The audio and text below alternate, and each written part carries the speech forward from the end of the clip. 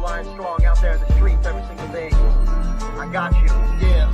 I will defend my brothers. I will defend the weak. I will pursue and fight evil so others may sleep. I am the sheepdog, protecting the night. Wolf hunters unite. Bring it on. It's time to fight. As that alarm clock beeps and wakes you from your sleep, pull back the sheets. It's time to hit the streets. Dudes, fresh shave your face. Girls, put up your hair. Back breaking and aching from the equipment that you wear. Face to face with your locker, strapping on your vest. Pray to God it'll block a hollow point from your chest.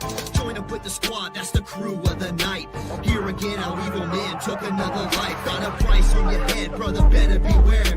Load up that Glock and prepare yourself for warfare. Sweat drips to the concrete in this dead heat. Load up that Crown Vic and get back up on the beat. Ridicules what you get, not even a damn handshake. As the sun sets on that city landscape, nothing can stop you, snow, rain, and thunder. Gotta hold that blue line tight, you're the wolf hunter. I will defend my brothers, I will defend the weak. I will pursue and fight evil so others may sleep. I am the sheepdog, protecting the night. Wolf hunters unite, bring it on. It's time to fight. I will defend my brothers, I will defend the weak. I will pursue and fight evil so others may sleep. I am the sheepdog, protecting the night. Wolf hunters unite, bring it on. It's time to fight.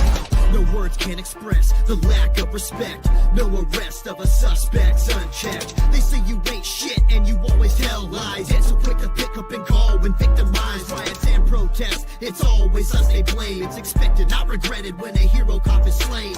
Never freeze up in fear when everyone's stomachs in knots. Who else you know running towards the gunshots? You know you're not alone. Take a look around. Look past the hate that you feel surrounds your town. The civil unrest, it needs to be addressed. So obsessed with judgment in the form of protest. So quick to judge and point fingers and blame. Armed with rifles and knives and yet we can't take aim. In the streets and the chants, they can't be muted. We're on the marches when a hero cop is executed, huh? I will defend my brothers, I will defend the weak. I will pursue and fight evil so others may sleep. I am the sheepdog, protecting the night. Wolf hunters unite, bring it on. It's time to fight. I will defend my brothers, I will defend the weak. I will pursue and fight evil so others may sleep. I am the sheepdog, protecting the night. Wolf hunters unite, bring it on. It's time to fight. Every push-ups for justice, each sit-ups for peace. Yet prepared for that battle waging up in the streets. Push the memories aside, keep the hate out of sight. Always on prowl for evil that lurks within the night. They sent down their shepherd so that he could protect the flock. To overwatch and keep track of those that he's lost. When evil brings the fight, you know it's outnumbered. Sink your teeth in his back, you're the wolf hunter. I will defend my brothers, I will defend the weak. I will pursue and fight evil so others may sleep. I am the sheepdog, protecting the night. Wolf hunters unite, bring it on. It's time to fight. I will defend my brothers, I will defend the weak. I will pursue and fight evil so others may sleep. I am the sheepdog, protecting the night. Wolf hunters unite, bring it on. It's time to fight. Hey, brother, you know what, Ross? I was reading one of your, I guess you taught at an academy on tactics and on weapons, and you talked a lot about being a sheepdog. Yes, sir. And I saw a little bit of your presentation. So I go, you know what, this song, because you're on, we have to play this song, man. That for sheepdog. I appreciate that. Yeah, brother, that was a great presentation you gave, and you talked a lot about that. But guys, before we get started, you know what? Let's give everybody that's watching our show. We start off with Ceci Escano, who from Riverside, has been with us from the very beginning 2 years ago, and we got San Diego Police Department gang detective and robbery detective, another legend, watching us from Chula Vista, California. We got another legend, Chris Hastings, who wrote the book Cocaine Cowboys Uncensored. He's watching us right now live from the Philippines. Thank you, brother. And one quick question: what happened to Manny Pacquiao last week? And I'm sure I'm going to receive the answer. We have another legend, Ross. This gentleman right here is a legend in the California Department of Corrections. When they opened Pelican Bay. I don't know if you remember hearing about Pelican Bay. It was probably one of the worst prisons in the nation at one time. All the prison gang members were in the security housing unit. This man here is currently right now watching us live from literally across the world, from Thailand, and he was a legend. He was known as Batman inside that prison. He was a prison guard there, and he's watching us live. A legend. Thank you, brother Jim, for watching us. We got Darren, who's watching us, I believe, from San Diego. Almost became a cop, but brother, live the stories through the legends that visit us. We got Mike Martinez watching us from another legend, watching us from Littleton, Colorado, and tonight he's drinking Fanta Orange. And I got lucky in life, 2 ex-girlfriends, law enforcement. One's with CHP, then Colorado PD, the other was San Diego SO. Great lady. Hey, you may not be a cop, but it sounds like you're a ladies' man, my brother. Thank you for watching. And then poor Mandy. Yeah, I agree with you. Guys, you know what? What we always do is we always start off on what we're drinking, but today we're going to cancel that. And the only reason why is because right now Doug's going to take over. We're going to honor one of our own. We're actually going to have a toast, and Doug will talk about one of our own police officers, San Diego PD. Day before yesterday was his 9th anniversary, and we all knew this gentleman. But Doug, it's all yours, brother. Yeah, on July 28th of 2016, Jonathan de Guzman was shot and killed by suspects in San Diego. And Jonathan was one of the members of the gang suppression team at San Diego PD. And he's the first and only one so far that's been killed in the line of duty. So on the anniversary of his death, a lot of friends, family, colleagues, law enforcement personnel from all over San Diego County, they get together every year and they do a hike. And they hike to the top of a mountain and they take a photograph. And I wish I had that photograph with me, but maybe we'll share it next time. But and with an American flag, and they honor JD on that day. And so today we'd like to honor him with a toast and then a moment of silence in remembrance of Officer de Guzman. So here's to JD and his family and all his friends. God bless them all, and Godspeed. Shalom, SWAT dog.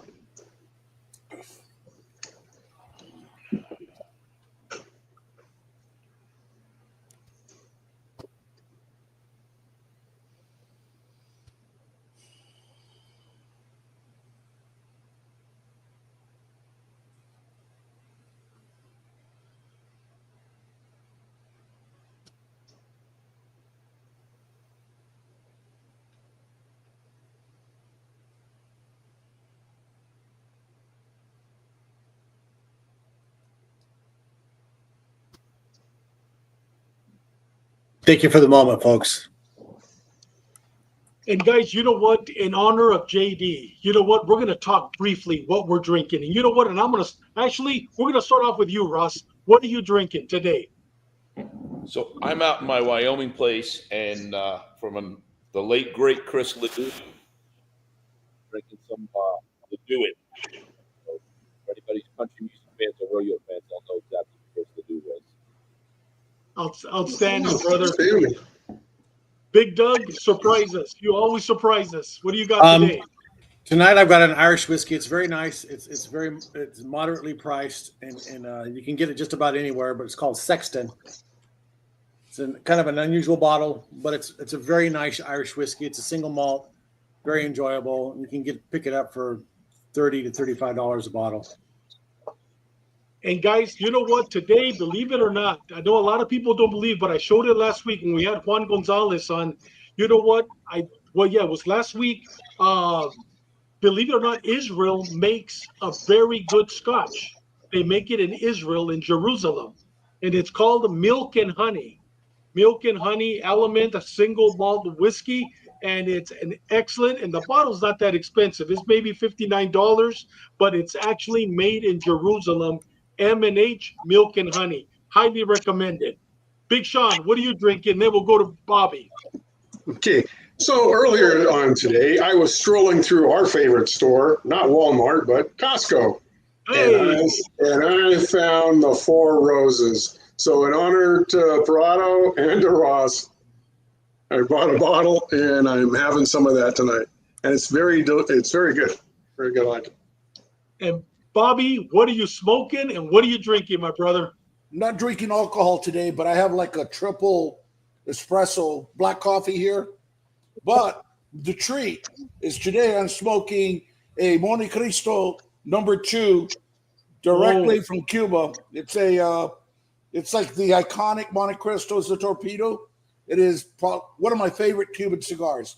And I looked at my humidor. It's probably been sitting there. I got a box in a different humidor. I totally forgot. They've been sitting there since I got back from Iraq in 2011. Wow. So that's what I'm smoking right now. It's a great cigar. And Bobby, what happened to the tequila? I mean, that's a perfect cigar with tequila. What happened to tequila tonight? I don't have the bottle here, so I said I gotta have to drink coffee and coffee and a cigar. So that's what I'm having. Oh, you can't beat that, brother. You can't beat that. Without further ado, Sean, it's all yours. Tell us about our guests, and let's rock and roll, man. Let's do it.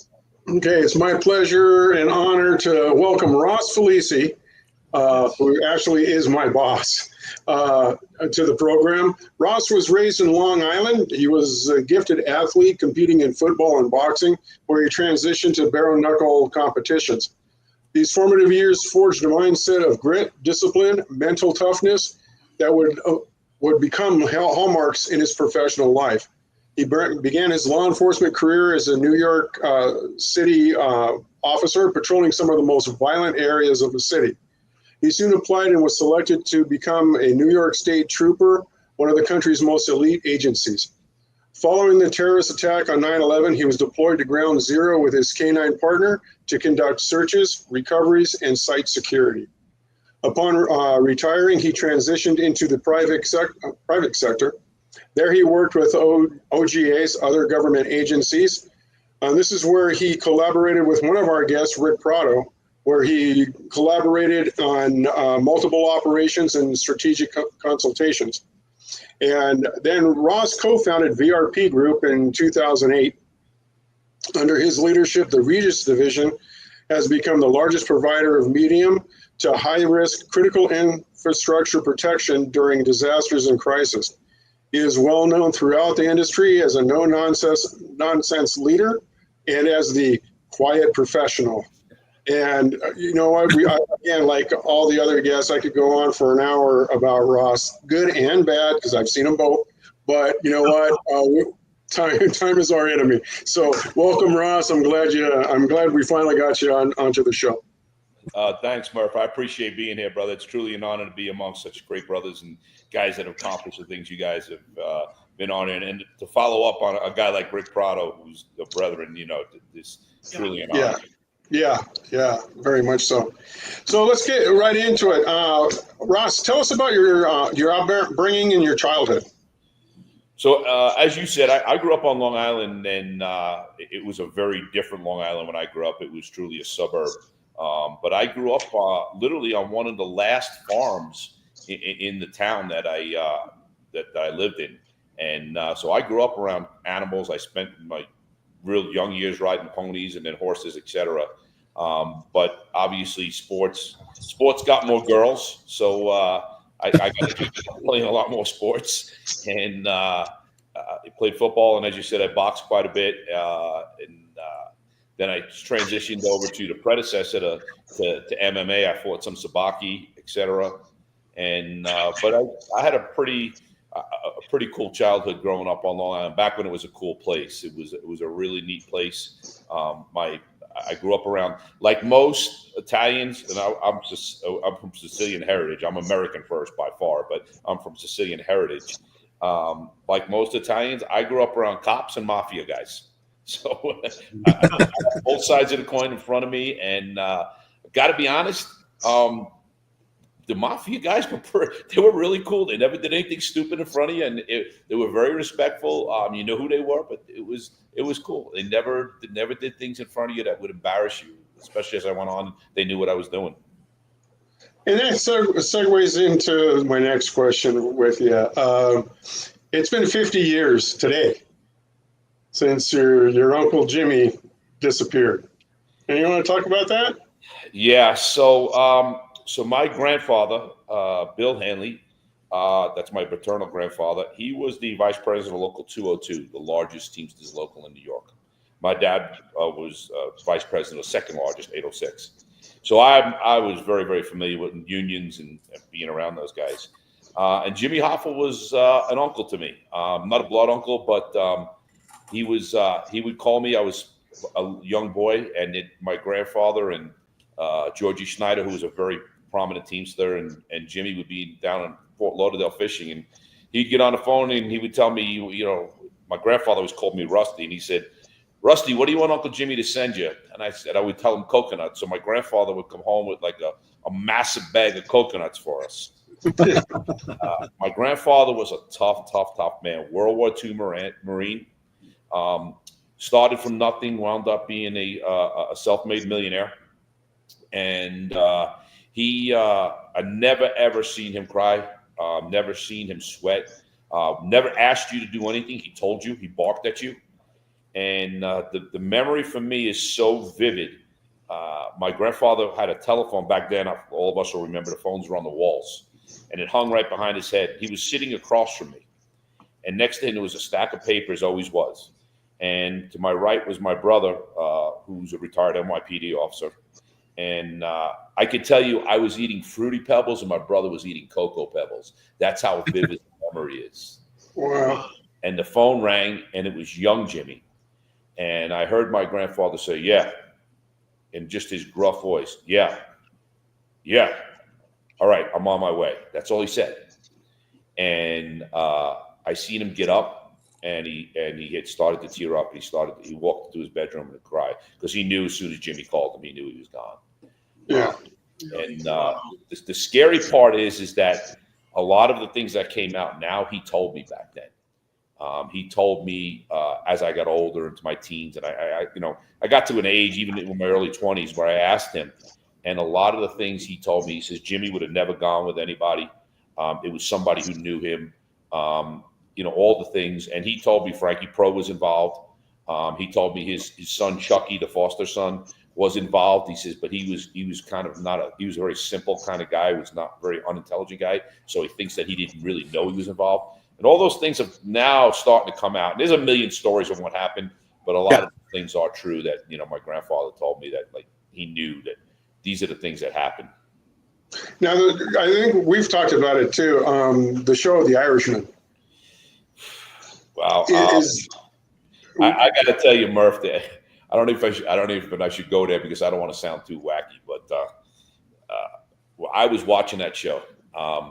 And I wasn't even drinking, so you can't even go there. I literally was smoking a cigar. And the first time I saw it, and I was watching some of the things that were in that show, and I could hear my grandfather in the back of my head saying, Rusty, I told you. And to me, it was a very, very surreal moment. That there's 100 different stories. I know there's guys out there that, I know Michael Franzese has his podcast now. Yeah. I remember his father, Sonny. I didn't know Michael. I really didn't know Sonny either, but I had met him. I remember Michael when he had the gas stations on the parkways and he was running his gas scam. And he says that the mafia did it. I don't know. I really don't know, but I could tell you a lot of the stuff I saw in The Irishman is the stuff that my grandfather told me he thought was involved. All right. So let's talk about, how did you get into law enforcement? Did you always want to be in law enforcement, or was it a calling or family or what? So I came out of high school and having the union ties, I pretty much could have gone to any union job I wanted. But I was gonna go into law enforcement. My original plan was going to the military. I was gonna look to go into some type of SOCOM unit, Force Recon or something of that nature. And after I got went to community college, I was literally driving out the driveway to go take my ASVAB. And my dad came home early and he got the mail. And I don't know, why, he looked over and he took a letter, and I could see it today. He threw the letter through his car into my pickup truck. And it was my appointment to go to the NYPD Academy. And I looked at my dad and I said, well, what the hell do I do here? And his answer to me was, if you start 4 years early, you retire 4 years early. He goes, you ultimately want to go to the PD. He says, so if you go to the PD, go.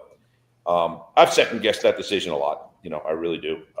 But that's what happened. I wound up, in fact, I wasn't going to make the first class because they was going to be a week earlier, and I wouldn't have been 20, and you had to be 20, and they delayed the class by 1 week. So I went on 5 days after my 20th birthday. Oh, wow. Wow. And then how long were you with NYPD? So I was actually, back then, they actually had they were taking, they had a tri-agency test. So they put you in either housing, transit, or we called it the straight NYPD, which is all one agency now. And I got selected to go to transit, and I went kicking and screaming. I really did not want to go.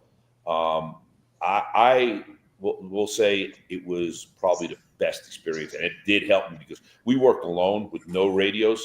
You guys probably remember, carrying 2 revolvers. We didn't have semis. I had a Colt Detective Special on my ankle, and I had a Smith & Wesson M&P, and we didn't even have speed loaders. We had dump pouches. Yeah. And so I was there for just under 4 years. I worked in East New York. I came out, went to East New York during the crack pandemic. So you could imagine what that was like back in, 85, 86, working in East New York, Bed-Stuy, that area.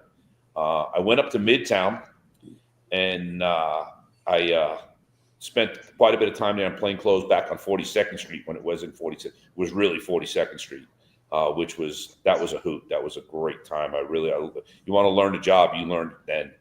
And then I somehow wound up getting sent to the Bronx, kicking and screaming. It may or may not have something to do with somebody going through a plate glass window and landing on a frying pan. I cannot confirm or deny that fact. You've been there. You've been on the road with me, so yeah. It's not surprising. Hey, so what was one of your most memorable experience with NYPD? Wow, I like all of you guys, there's so many things that happen that you kind of like blend them together. So the ones I could talk about for the public, I think probably the first time I saw a situation where like I know what I'm supposed to do and I know what to do is what is right. And it was very, very young in my career, and it was I was in East New York, and it was a woman was beating a guy with a bat. She was beating him with a bloody. And I almost shot her. That's how bad it was. And she and this is a hypothetical story, by the way. So, okay. We got to put a disclaimer on the bottom. Yeah, that's my disclaimer. But, they're all disclaimers. Yeah, I kind of grabbed her, cuffed her up, and she told me that the guy tried to rape her 6-year-old sister. Oh, wow. And so we had a little discussion with him on the way, and I really didn't. I'm not sure how much. After my consideration of what happened, I wasn't sure how much she beat him and how much was him running away for her, where he fell down. How many times he fell down? Yeah. So, and I'll leave that up to everybody, all the viewers' imagination where that's going. But I'm not sure she was hitting hard enough to do any damage. So that to me, that was because kid on Long Island. Now you drop me in the subways in East New York at Bed-Stuy. Here I'm a 20-year-old kid. That's one of the first things. So that one always pops back. But like all you guys, you could tell 100 war stories. But that one for me always stuck. Hey, you know what? But the other one was watching a prostitute die right in front of me, and that one I screwed up. I definitely screwed up because there was a young cop fresh out of the academy. And it was right in the middle of all the aid stuff, and he was putting direct pressure. She was stabbed in the heart, and he was direct pressure on her chest. And I grabbed him, with bare hands, and I grabbed him. I threw him off her. I was already in plain clothes at that time, and I threw him off her. And I said, "What are you doing? She's probably got AIDS." And that one I relive a lot because I pray to God that she didn't hear me, because she was dying, and I just pray she didn't hear me because it was just, but I was trying, you know the deal. I was trying to save the cop, right? I wasn't thinking about the victim at that situation. So, Hey, Ross, one quick question. Just jump in real quick. Were you or did you respond to Sparky's? Because it was about that time when Paul Castellano and I think it was Bilotti were gunned down. Did you respond? Or were you working at the time when that happened? so I was already a trooper when that happened. You're talking about at the Spark Steakhouse where Lee and Sammy Gravano set up the hit on Paul Castellano for Gotti to take over the Gambino family. No, I was already a trooper at that time, so I did not. But I do remember that very, very vividly. Hey, Ross. Yeah. Hi, Bobby Arce here. Thanks for joining us. Thank you, brother. In October, I hope to have the sergeant that worked the wiretap that got Sammy the Bull here in Phoenix, because he ended up here in Phoenix, and he's one of the guys that I hope to line up in October. But anyway, ground zero during the crack cocaine epidemic, you were in New York. I was a young walking beat cop in the city housing projects just east of downtown Phoenix. It was a wild west for us, and I can't imagine how it was in New York. Who was running the crack cocaine sales or supplying it down there? Was it the Colombians or who was it? You know, I was at that point where I didn't do a lot of, you did street narcotics, right? Right. Really kind of stumbled on it more than actually went out and worked it. They had the narcotics units that did it, but the Colombians had a major part of it. But man, back then everybody was involved in it. The crack cocaine pandemic was so big, and the rule in the Italian mafia was you don't deal drugs. And I'll kind of come back to Murph's story. This is a story I can tell. I was working. You guys remember when Everett Hatcher was the DEA agent that got shot? Okay, they killed him, and they shot the female NYPD cop that was with him. And again, vivid memory. I was having a cup of coffee at Kingston and Troop over on the L train, and when that call came out, and right away we knew it was, and they put it out that it was, he had mob ties. And I remember picking up the phone, and I won't tell you who I called, but I called somebody that I knew that was connected, and I was like, "What the hell?" That was rule number one. Cops were cops, bad guys were bad guys, and they'll tell you that they had a job to do, we had a job to do. If we did our job better, and we got them, we got them. And I called this person, and they picked up the phone, and I said to them, I said, "What the hell is that about?" And their answer to me was, "Forget about it. It's taken care of." And I hung up the phone. Oh. And if you remember what happened with that guy, there's actually a movie about it. Tony Danza plays in that movie. They set him up, and they told him, the guy's name was Gus Faraci. He was a big juice head, and he was connected and was dealing drugs, which was against the rules. And they set him up, and they shot him 40-something times. So you have to clean that one up. Policing their own there, huh? Yeah, absolutely, absolutely. So you moved from NYPD and you transition, like we like to say, you went to the dark side. You went to the troopers. Yeah. Well, let's preface that we're not highway patrol. We're state police. Yeah. So I did just do a short stint on highway patrol, and I loved it. I loved it. I had a lot of fun doing drug addiction. But I went to the troopers in '89, and man, the best thing I ever did. I had a great career. I really did. I can't say enough great things about. At that point, it was a very prestigious thing to go to the troopers, and I had taken the test. I got a 96. I didn't get on. I got a 98 and I didn't get on, and I got a 99 and I finally got on. Wow.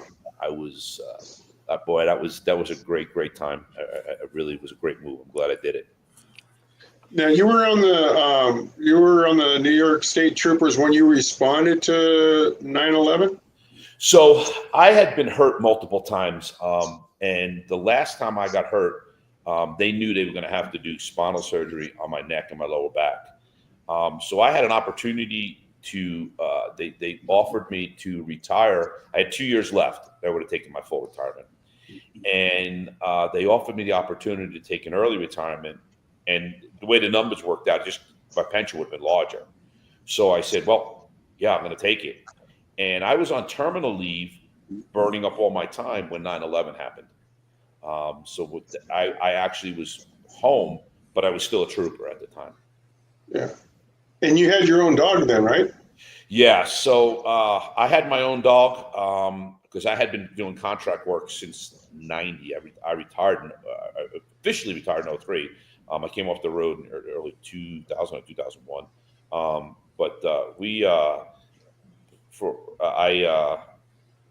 I had my own dog, and which I'd been doing work with, and when that happened, obviously I grabbed my dog. Okay. Can you tell us about what you did and what you saw and how you felt? Wow. Well, Murph, you've been there on September 11th. We've been deployed on September 11th, so it's always emotional. Yeah, I know it's a tough thing. I lost a lot of friends that day. I did. I lost people I knew. I was at their weddings. I was at their kids' christenings. I was some of these guys. It was guys I worked with, brothers that died. I guess the story, you've heard me tell the story, Murph, but I'll tell it for everybody else. I was standing on my deck. I live on a horse and cattle ranch. My wife and I ride cow horses, and I was standing on my deck looking out over the horses. And I tried calling my dad, and it just added another zip code. Long Island was a 516 area code, and they added 631 because of all the cell phones. And I tried calling my dad, and I got all circuits are busy. And they're like, well, why the hell did you add another area code? The circuits are still busy. This does nothing. And Dawn at that time owned a very large, Dawn's a doctor of physical therapy. She owned a very large physical therapy practice. And I was in upstate New York. My dad lived on Long Island. And she was walking out the door, and the phone rang. It was my dad. And I said, hey, Dad. And he goes, did you see what happened? And I said, no. He says, a plane hit the World Trade Center. And I said, what? And my dad's always clowning around. And I said, some idiot in a Cessna hit the World Trade Center? And I knew enough that it was made to withstand like a hit from like a Cessna, you know? And he said, no, a jumbo jet. And at that time, I was actually roping with a guy who was a captain for American Airlines. So just from BSing while we were roping, you know, and drinking beers afterwards, I knew that it wouldn't do that. You know, just talking to him, you had to tell it to do it. You know, the plane wouldn't do that. So I said to him, I said, Dad, stop screwing around. And he said to me, he goes, son. And when he says son, he only says son when he's serious. And he says, son, I'm not screwing around. And I looked at him and I said to him, I said, Dad, call my brother. What I said was, he's now retired NYPD. I says, tell him to meet me at the 13th, where a buddy of ours also worked. And he says, what's up? And I said, our country is under attack. I said, call him and tell him to meet me there now. And he goes, what do you mean? I said, Dad, I got to go. And I hung up on him. And I'll tell you, I'll kind of start the story here, and I'll flip the funny side of this. I then turned around. I yelled down to, I had a Mexican kid that was running the farm for me, and I told him, get caught on my canine, and I grabbed my gear. And we didn't know, you know, it sounds stupid now, but you didn't know if you're going to start seeing an invasion. We didn't know what was going on. Nobody knew, right? So I knew he was in the Mexican army. So I grabbed the rifle. I threw it to him, and I said, I got to go. I looked at Dawn. I said, get back in the house. And she's like, what? And I said, the country's under attack. And, Dawn, Murph, she went and grabbed, she went and grabbed a couple of rifles. It's like, okay, what are we doing? I'm like, I got to go. And you didn't have to worry about her. Yeah. So I looked at a kid, we called him Chino, and I said, I actually handed him a G3, and I said to him, I got to go. Take care of the ranch. I said, protect my ranch. And he says, okay, Jefe. So I jumped in the truck, and as I was heading down, the president of the Pagan Motorcycle Club called me on my cell phone. and we knew each other. He lived in over. He always very respectful to me. He would show up at things, and I'd walk over and tell him, "Hey, Timmy, you guys can come, but no colors, blah blah." And he goes, "Ross, we're not here for problems." I'm like, "You guys are welcome. Just act like gentlemen." And he always, if any of his guys got in line, I would just tell him, "Timmy," he goes, "He's going." He'd kick him out. So anyway, we get to the 13th, and Kevin Horak, a guy who's a little younger than me growing up, my brother's 2 years younger. I think he was 1 year younger than my brother. We met there, and his partner, and we hopped at 13th on 21st Street between 2nd and 3rd. And we hopped on, if you guys know Manhattan, there's the East Side and the West Side Highway that run along the island. And we hopped on the FDR driveway, the East Side Highway, and we were heading down. And as we got to East Houston Street, the smoke was so thick that like you could barely see. And every guy in that car, nobody spoke. From the time we left the 13th to the time we got there, nobody said a word, not one freaking word. I was in the back passenger seat. My brother was to the back driver's seat. Kevin was in front of me, and his partner Chris was driving. And every one of us had long guns poked out the window. And we headed down East Houston Street, and the tension in that car was so tight. And Kato was in the middle. That dog was he was a one-man dog. Not a typical German Shepherd. He just wanted to do his job and be left alone. And Murph, dogs, usually the GSDs are not like that. They want to, you got to work them up a little bit. And he was growling. And the tension was so thick. And we just started coming down Houston Street. And when we finally got to where the wreckage was, without ever speaking, everybody did the same thing. And we all cleared our long guns and threw our long guns down. And I got out of the car and I went to take Kato out, and I could feel even the ash under my feet. And I was like, oh shit. And we knew at this point, okay, listen. And you the feeling was like you were shaking your fist into the wind, because we're all trained to fight, right, guys? We're trained to fight. I don't have anybody to fight. There's nobody to fight. And my brother looked at me. It's the only time in my life he ever called me Trooper. And he looks at me and he says, "Trooper, where the F are you going to start?" And I said, "I'm standing on him."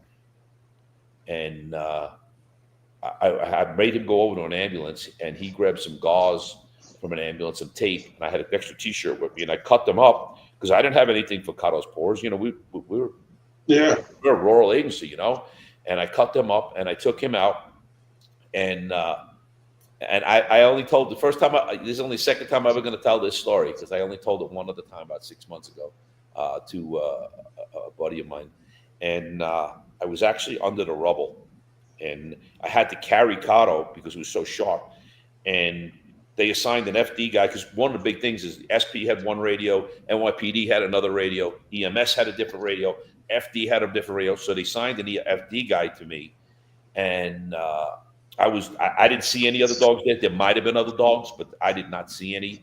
And the fire guys were screaming, "The dogs are here! The dogs are here!" And I'm like, "No, there is a dog here." They don't understand that dog can't search for 4 hours. He's searching like working for an hour, right?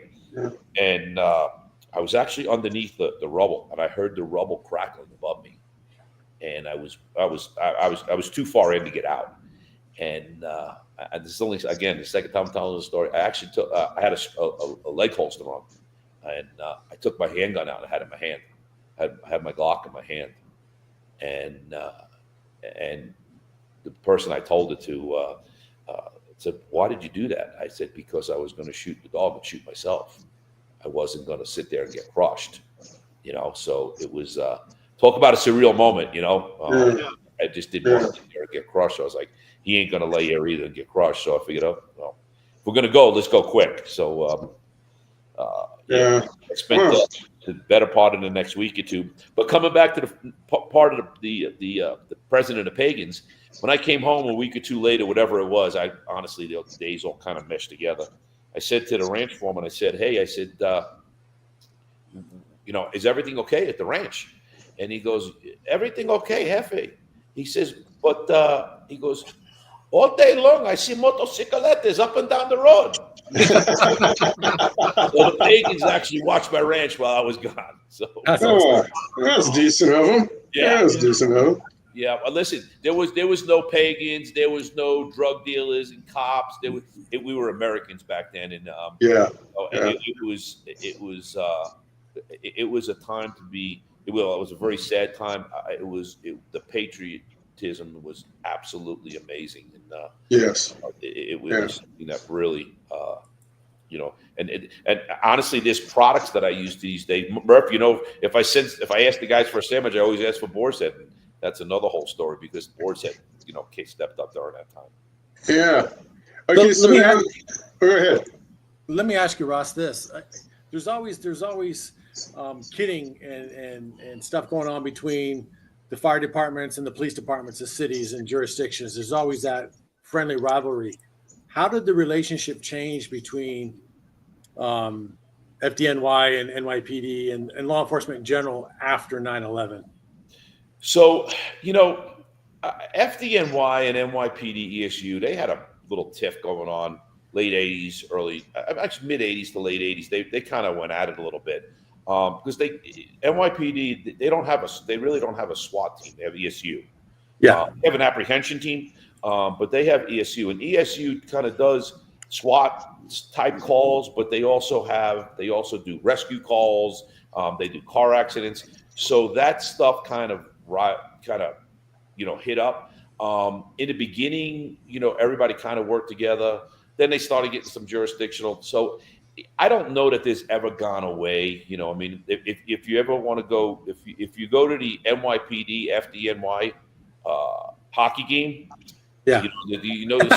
I went to a fight and a hockey game broke out. That's pretty much, So I personally, I never had a problem with any of them, and then, especially with the SP, we really don't. We get a bad rap. I'm like messing with. Look, that's not true. I mean, as a trooper, as a senior trooper, man, if I found out that some of that was going on by a junior trooper, yeah, we might be having a talk in the parking lot about the way you treat other people, So did it happen? It did. But I think that, we were picking pieces of firefighters next to pieces of cops, So it obviously changed the world. So obviously you can imagine within the communities of the FDNY and EMS and the PDs, there's what people don't know, and I don't even know if we've lost way more cops and firemen from what we were breathing there than what kids. Yes. Yeah. I mean, guys are dropping left and right. I mean, I can't even begin. I lost a very good friend. Murph, did you ever work with Scotty Enser? Did he ever work with you on any projects with us? No, not Scotty Enser. No. Okay, Scott was on Pataki's detail and great trooper, and Scotty died from 9/11 stuff. He came to work for VRP Group after he retired. So guys are dropping left and right from what we were breathing. And every one of us have some symptoms. I've got. It is what it is. It'll probably eventually kill me, but I'm okay right now. I'll hang around enough just to give Murphy a hard time. Hey, thanks a lot. Thanks a lot. Okay, now let's transition into you retired from the troopers, and now you're in the private security sector. Tell us about your experiences with that. Okay, so VRP Group was an idea that I was on the ground floor for. Murph, you may have heard this story, but I know you attest to this one. I had started contracting back in '90. I worked for a company called IRTC. That's where I originally went through SWAT school with them. And I did a lot of executive protection. I did a lot of instruction and kind of the higher risk stuff with them, with some NYPD ESU guys, some team guys, and an SF guy. And when I retired, I went to work. I went to work contracting, and I was doing exactly that. I hooked up with the OGA guys. The most famous one being Rick Prado, who you guys know, I remember the phone call I got when about Rick Prado, who I was supposed to meet with him, and the quote unquote it was, it was basically the same thing Kofor Black said. This is the best Black Ops guy that ever lived. And I was like, huh? And as I learned on, I was like, holy shit, you're in the middle of meeting royalty here, you know. But in 2008, I was working for a company called Armor Group, and they were very big during the war. They had we were doing some work for them, myself and Greg Post, and the guy that was running it was not. He was a complete poser. He was a parachuter and a parachute packer in the Navy. Somehow he wound up in charge of this project, and for doing hurricane work down in the Gulf Coast, in Texas, and Louisiana. And I wound up running Louisiana, and the guy that was running it, I'll just call him Mark. He was just a complete sleaze bucket poser, and he was basically just running this thing for his buddies and his friends to make money, and really had no concern about the Armor Group as a company. He had no concern about the client, and he had no concern about the guys that were out there. And the guys who were out there, they were humping it. I mean, you know, guys that have worked hurricane detail, they'll tell you, man, it's hard work. We're living in a austere environment. It is what it is. 20-hour days are not uncommon. And he came out there and he basically told me he was going to fire all these guys, and he was going to bring his brother and his brother's friends in to cover this post. Him and I got into a few words. And Murph, I know you're not going to believe this, but I'm not sure if I was fired or I quit, but somewhere between a chair sticking out of the wall next to him. Out the door. I didn't work there anymore. Chairs are not safe near Ross. Okay. They truly are not. Or windows. Yeah. and again, funny story. As I walked out the door, I said, you're going to pay for this. He goes, are you threatening me? I said, buddy, if I was threatening you, I was going to hit you, you'd be laying on the ground already. I says, you're going to pay for this. I promise you. We'll make a long story short. That contract, 3 years later, wound up being signed, renewed, but it was renewed with VRP Group. And we took that contract. And the funny part about this is the guy who was running that was signed the contract with him. We became friends. And he called me, and Mark, who I threw the chair at, was looking for a job with us. So, Yeah, that's happened quite a few times with us. yeah, it has. Guys have stepped on their dingus and then want to come back with their tail between their legs. Yeah. I got to tell a funny Murph story. Shit. Oh, yes. So I think we all have one. yeah, But so, yours. yeah. So Murph, I make your lives pleasant. as company was building, I still was out there on the road with the guys, and Murph and I are working a tornado situation in East New Orleans. And Murph, you know right where I'm going with this one. Yeah. We had a guy that was this. He was a simpleton. We would catch him we must have caught him 15 times stealing copper, right? And we'd bring him home, and his auntie would whoop his ass. I mean, she'd beat him right in front of us. And finally, somebody else we catch. We thought it was him, and the guy come out, and Murph and I jack him up against the Suburban, and he start mouthing off.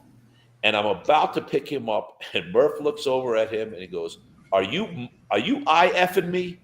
And I went, "I haven't heard that one, Murph." And before I could get him, Murph's got him jacked up over the car. I'm like, "Damn it, Murph, that was supposed to be my job." You know? In front of me. What the hell, dude? So, yeah. And well, to the pre-story to that, I'd been out for almost 40 hours. I had to do a double back, and this is the first time I was actually riding with Ross. And this guy, he was I was tired. And I think I prefaced it before I asked him about I-effing me, that we weren't the po-po and we will kick your ass. Yeah. And after the dust settled, all the company crews, that the linemen and all that were trying to get all the lines up. He was going to every one of them, and he wanted me deported from Louisiana. They wanted And, to. Yep. yeah. And then I thought, oh man, I just said that shit in front of Ross, and I'm gonna get fired. And No, but, they promoted. yeah. Then you promoted me. Yeah. Yeah. You thought I was promoting you and I was helping you, but I was actually screwing you. So now you're. Oh, yeah. So let's okay. We're still got a short period of time. Let's talk about what we do when we respond to an incident like a hurricane, or because we've been to Chicago for the DNC and protection details up in Chicago. We've been in Florida, Arkansas, Texas, Louisiana, and parts of Mississippi. So give us kind of a rundown on what we do when we show up. Okay, so I guess first I kind of got to just explain that, VRP Group is a risk mitigation crisis management company. So we have three parts. We have Virtus, which does training and consulting. We have the Regis, which does the protective and investigative stuff. And then we have Presidium, which does like logistical support, whether it's providing drivers, providing housing, kind of the bullets and beans type part of the company. And Regis is the one that's most known in this community because we hire all former combat military guys and higher end LE guys to do medium to higher risk protection. So we're now the largest in the critical infrastructure in either actual or perceived threat situations. So we do not have, people ask all the time, do you have security guards? Like, no, we don't have any security guards. We don't mess with that. That's a whole separate deal. In order to work for us, you have to come from a major agency, or you have to be from the military with a combat MOS. And, for those people, we have a FAST team, our frontline anti-terrorism security team. And then we have the SRT, the special response team, which is a support basis to that. And those guys are the ones that are hitting the ground when like the shit is hitting the fan. And the thing with those guys is that they literally have to be ready to go at a moment's notice, and they have to be ready to rock and roll and survive in the worst environments, because we can get out there and there's no water, there's no food, there's nothing. You better be self-sufficient. There's no bathrooms to the side of the road. Figure it out, boys. It's not an easy task. So hurricanes are obviously a big one that we do. We do quite a bit with hurricanes. But we've had situations with either actual or perceived terrorist events. Murph, you could tell as many stories about Puerto Rico as I can. We were in Puerto Rico. I believe every domestic company was thrown out. There's all these guys with business cards that claim to be companies. They were all thrown out of there, and we were invited and welcome to stay. So we provided all the protection for all of the domestic power companies that went over there, which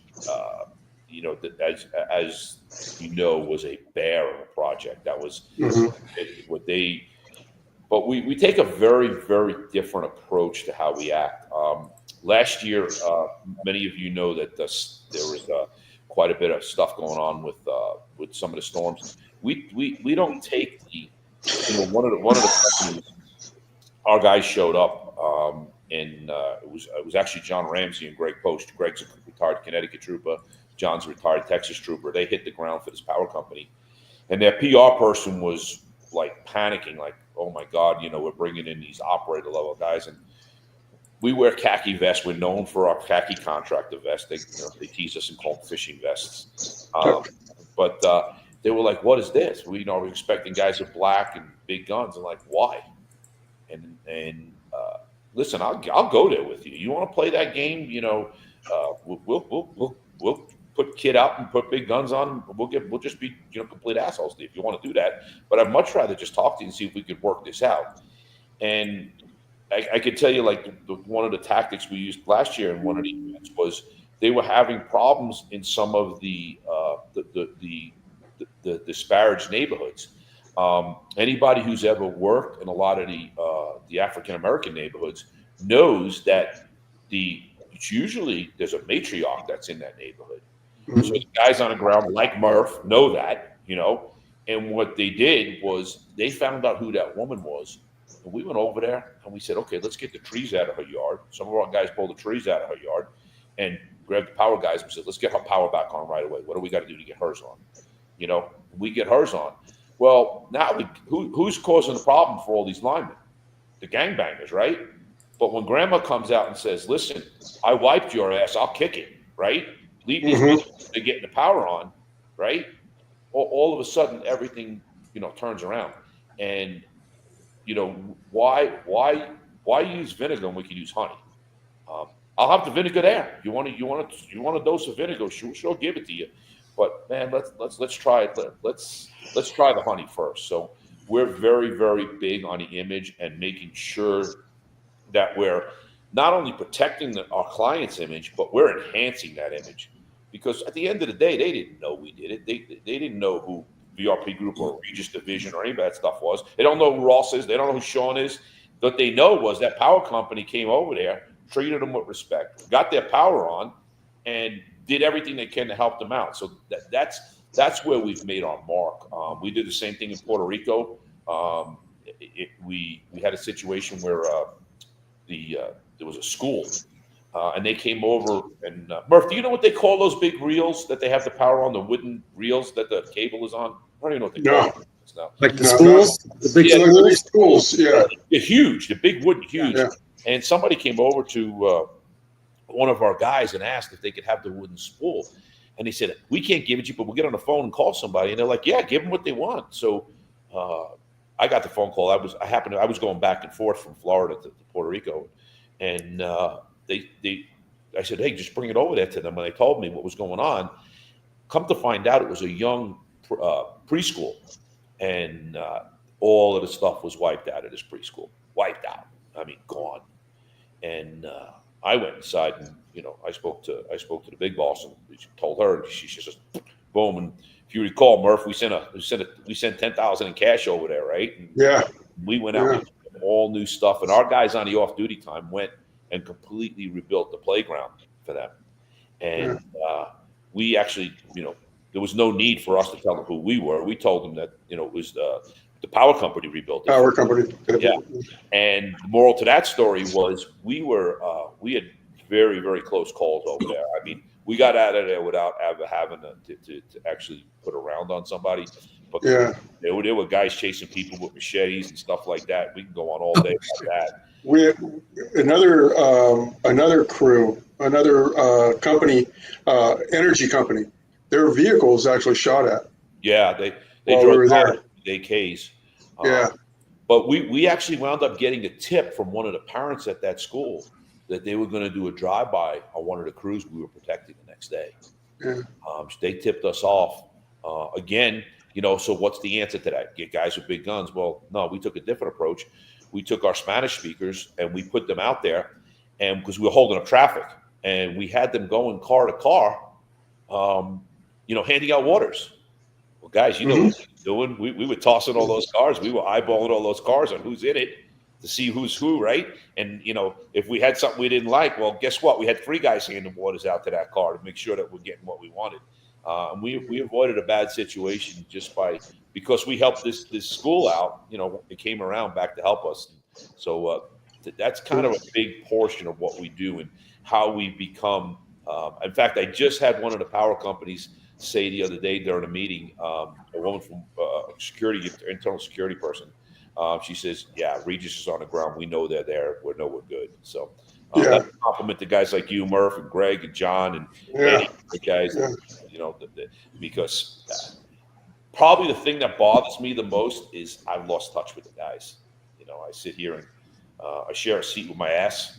And I've lost touch with the guys. So. Hey, Ross, I have a quick question for you. When you guys respond to different states, you come to Florida, very gun friendly, very Second Amendment friendly. You go to Arizona, you go to Texas, but yet you go to Illinois. I mean, we know that they have probably one of the strictest gun laws in America, them in New York, and that's the highest crime rate probably in America also. So it's definitely not working. How do you get along? How do you is it because it's a natural disaster or it's because it's an emergency? Do you still have to go by the state's laws on the weapons that you use, that you take, that you implement during your operations? The answer to the question is yes, no, and maybe. Yeah. It depends on what we're doing. So if we're doing for like the DNC, we were up there doing consulting work, right? We weren't actually doing protective work. We were really working for the Verta side of the house on that operation. Are our guys carrying guns? Yeah, under the Leosa Act. You know, all of us carry our guns under the Leosa Act every day, right? Now, Yes. if we're getting into the protective side, then we may wind up in their security licensing situation where we have to go through and get licensed through their security side. We will always err on the side of cooperating with the state and local authorities. I will say this, that every attorney I've ever spoke to, our own internal attorneys, our external attorneys, tell us when you're working a federal disaster site in a federally regulated entity, you really do not have to cooperate with the local and the state security laws. The same way with Leosa, as you guys know, we don't have to comply with the concealed weapons permit laws, right? You remember the Sturgis situation where they tried bringing up those cops on charges because they had guns in a bar, and they told them, tough shit, we don't have to abide by your concealed weapons permit with the OSHA Act, right? So that's why I would say yes, but we'll always err on the side of, we'll if the state wants us, we'll do it for them. But if it's a federally regulated entity in a federal disaster site, obviously, that's why I agree with the attorneys on that one. You really know you don't, but we'll always try to cooperate with whatever we have to do to make sure that we're not going to piss somebody off. We'll jump through every single hoop that we have to make that. But if we're doing consulting work, we're not. It really has nothing to do with protection work. We're just in there consulting with them. Yeah. Excellent. Ross, time is not on our side. And I told you earlier, we're probably going to have you come back because there's a lot more I want to talk about. I'd be on. And hopefully we can get you scheduled before we both get deployed out somewhere, because it's, Yeah, I would be on. I do want to say I was going to sit outside over here, and it's too windy up. 40-mile-an-hour winds up here in Wyoming are the norm. Oh, wow. But usually we sit outside, but right now it was like when I came upstairs, it was still 87 degrees outside. Yeah, I was going to write this up. My boys over in Carmel, New York, at this Carmel Cigar Lounge, they sent me up their house stick. Oh, wow. Those guys, they have one in Patterson, one in Peekskill, and one in Carmel, and that's like a who's who of the meat eater community. Yes. Get all the locals. I told them, the guys, some of Prato's inner circle guys are brothers. They hang in that area and like, hey, no, you got to send you up a stick. So they'd sent me a stick, and I was going to sit out there and smoke it. I'm like, God damn, it's too windy out there. And you guys would never hear me, but I probably can go out there afterwards, but I don't have to talk to anybody and put the music on, finish my whiskey, and light this awesome cigar. There you go. There you go. Thank you, brother. Hey, when we log out, stay on, okay? Roger stay that. on. And then, I'm going to, now that I have witnesses, next time we get deployed, we are going to sit down, me, you, John, and Greg, and Mark, and we were going to have a cigar. Oh, I'd be honored, brother. We haven't had one in a while. Yeah, well, the new plan is this year. I'm actually gonna I'm gonna go to the CP rather than the TOC this year. So I will definitely I'll definitely. In fact, I'll call them boys up there. I'll tell them to send me some sticks. All right, and actually, you didn't run that idea about you being in the CP with me, because Murph, are you saying that? No. I'm going to get it on record. If you're in the CP, that means I can leave the CP and go out in the field and do what I do. Yeah. Sure, Murph. I'll let you go. You just keep believing that. Hey, Ross, I hope I meet you in Wyoming someday. I live over here in Tampa. I hope I don't meet you here. If I meet you here, it's not good because we got hit with another hurricane. Yeah. So I will meet you in Wyoming, God willing, we someday, can just brother. get together and have a beer and tell Murph stories. Oh, Jesus. We don't have the time. God bless I've got you, some brother. Murph stories for you. All right, brother. Again, thank you for being Thank you guys for having on. me. It truly is an honor to be on with you guys. Thank you, sir. Appreciate Thank you. it. Thank you. Thank Hey, you. I got Stay one. on. Oh, I got one thing to say to Ross. Yeah. Go. That is an award-winning mustache, my friend. Yes, it is. Without a doubt. So my son says it's, and Murph will attest to this, it's Ross Falisi, because you either love it or you hate it. And that's it. You either love Ross or you hate Ross. There's nobody in the middle. That is award-winning right there. I bro. appreciate it. Thank That's you. right. Hey, real God quick, bless the you. first time we saw it, he showed up in Louisiana. We were doing the thing at the what was it? The power plant. And him and Don showed up, and he gets out of there. I'm looking at him going, "What the hell is this? And how do I keep a straight face?" Is that Wyatt or is that Doc? Yeah. All right, All right, brother. We'll see you in the Stay field. on. Thank you. Stay on, brother. Hey, man. Wow. Sean, I'll tell you, man. That was awesome. You've kicked ass this month. You've brought in some Navy SEALs, some legends. Now with Ross, I mean, you would literally end the month with a bang with Ross. Yeah. I can't wait to bring him back. I mean, I can't wait to hear more about where he grew up and outstanding. But guys, for all those people that have been watching the show since we started with the Gray Line, and I'm MIA for all those months and stuff. This is why. That's right. This is why. Yeah.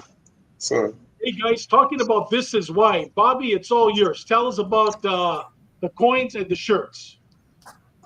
All right, to all our loyal listeners who wanted to make an offer, we're going to be, we just received our challenge coin for the Ash Wednesday podcast, and there's a photo of it. I can't wait to get my hands on them. I'll be receiving mine here Saturday. Yep. And if anyone's interested in purchasing, send an email to AskSean3294@gmail.com. They're $20 a piece. And we also have some cool looking t-shirts. There's the t-shirts. Like, again, send an email to AskSean3294@gmail.com. If you're listening to this show, Sean is spelled SEAN 3294. So just shoot him an email, and I can get my hands on the t-shirts and the challenge coins. Yeah. And if you send me an email about the shirt, specify which shirt you want, the Ash Wednesday or the Gray Line. Or and the coin. And just so you know, the coin is flip side. The coin is flipped, so yeah. The logo's on one or the other side. So that's one coin depicted there. There it is. Beautiful coin. Yeah. And you know what, Bobby? The coins, you haven't seen it yet, but the coins are 3D. You could actually put your hand over them, and you could literally feel. I mean, they're not just flat; they are beautiful coins, as well as the T-shirts.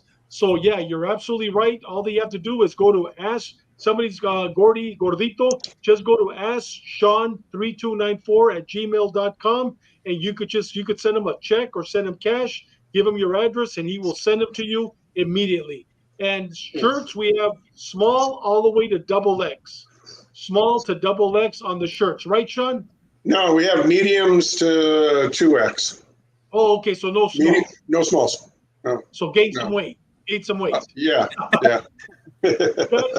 You know what? Also, we got 2 huge conventions coming up. I'm going to be teaching at both of them.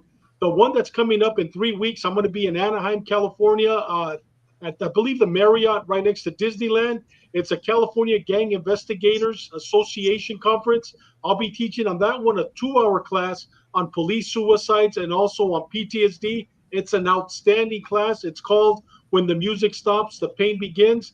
And on September 30th to October 2nd, all of us are going to be at this conference, the ILGIA, International Latino Gang Investigators Association Conference. We're going to be selling our shirts, selling our coins. There's going to be a lot of vendors there, and that's going to be a 3-hour class. And our guest speaker during my presentation is going to be Alex, the young man that committed suicide. She's been on our show before. She is going to be co-teaching the class with me. That is going to be a deep, deep class. To go to these conferences, you have to be active law enforcement or retired law enforcement with good standing. Just get a hold of Benny Cruz. You saw his email, and he will get you in to the conference in Palm Springs. The one in the California Gang Investigators, there's a contact person there. If you look it up on the California Gang Investigators Association, that is going to be an outstanding conference. And guys, real quick, next Tuesday, I don't know who we're going to have yet. I think we were looking at bringing Mundo. He has a new Mundo Mendoza. He has a new channel. We're looking at bringing him in on the Gray Line next week. We'll start advertising. But on Ash Wednesday, it's my turn. So every month we're responsible. So next month, Sean had it right now. Bobby had it last month. The month before, Doug had it. So my month is coming up. I have a guy by the name of Wayne Spees. This guy's a legend with the San Diego Police Department. This guy, when I would go into Mexico, he went with me several times. This guy was a hostage negotiator for the police department, was a SWAT dog. He has stories that are going to blow your mind, especially when we went to Mexico, things that we were involved in. I'll let him tell the stories. But guys, next Wednesday, once again at 8 o'clock, have your cigar. If it's not a real cigar, have a fake one. Don't even worry about it. Have your drink, whether it's coffee, whether it's milk, or whether it's scotch. But it's going to be a great episode. And guys, with that said, Bobby, any last words, my brother? No, once again, thanks for joining us. Whether you're watching us live or you're going to watch us later on in the recording, if you enjoyed our show, please hit like and please share. And Doug, before you come on, Big VJ Juarez, you and Ceci, you have my email address. Please have it. Please email me. Please email me when you have a minute. Please email me. Okay, and Big Sean, Doug, last words, my brother. Last word is for all those San Diego PD folks that are listening to us right now, I'm going to be working with Dave and Sean specifically, and Chris Kilby, who's always on here, but we're going to put together some information about GST reunions in honor of JD and everybody else that's ever served on the gang suppression team.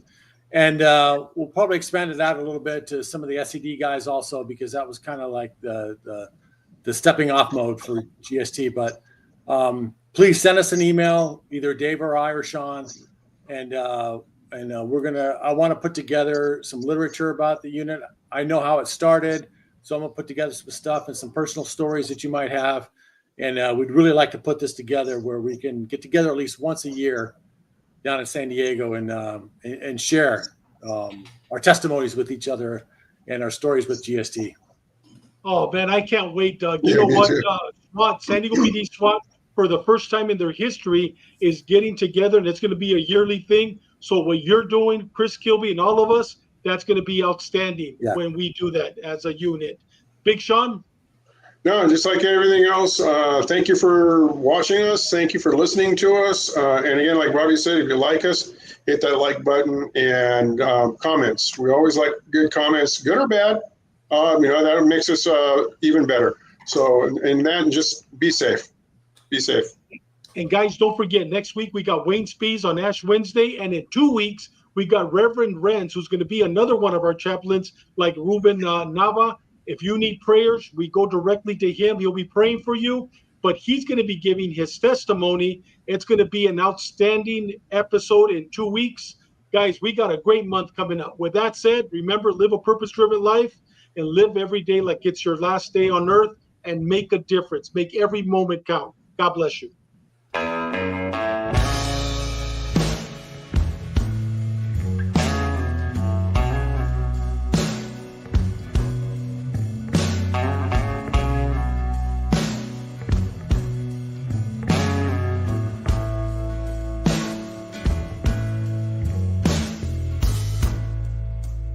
Used to spend my nights out in a ballroom.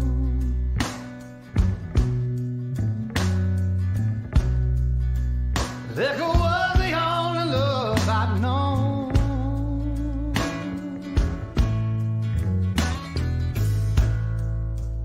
'cause you rescued me from reaching for the bottom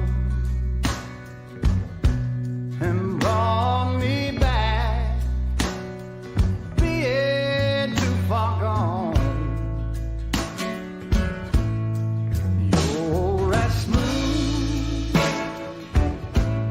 as Tennessee whiskey.